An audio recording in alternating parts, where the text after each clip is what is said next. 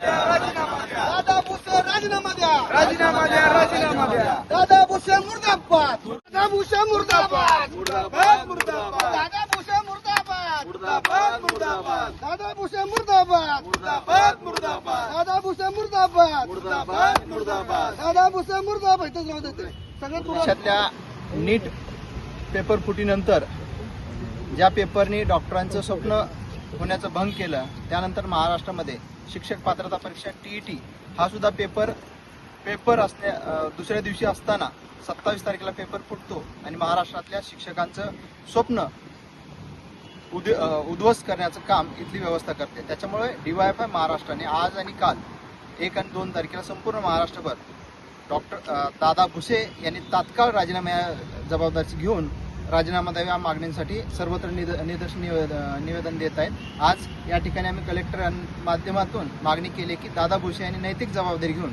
या TET पेपरची राजीनामा द्यावा आणि इथली शिक्षण व्यवस्था बळकट करावी अशी मागणी या ठिकाणी केली. या भारत देशाचे घटनापती, भारतीय राज्यघटनेचे शिल्पकार डॉक्टर बाबासाहेब आंबेडकर यांनी आम्हाला शिका, संघटित व्हा आणि संघर्ष करा, अर्थातच या देशाला शिक्षणाचा मूलमंत्र त्यांनी दिला होता. परंतु या सरकारनं ही शिक्षणाची व्यवस्था पायदुळी तुडवण्याचा प्रयत्न चालवलेला आहे. एकीकडे विद्यार्थ्यांचं स्वप्न तर चक्काचूर झालेलंच आहे, यानंतर आता शिक्षकांचं देखील स्वप्न चक्काचूर करण्याचं काम हे सरकार करत आहे. मला या सरकारला विचारायचं आहे, तुमच्याकडे आमदार फुटतात, खासदार फुटतात, पक्ष फुटतो, एवढ्यावर न थांबता आता तुम्ही विद्यार्थ्यांचे पेपर आणि शिक्षकांचे पण पेपर फोडू लागलात. मग तुम्हाला या देशामध्ये नेमकं काय करायचं आहे?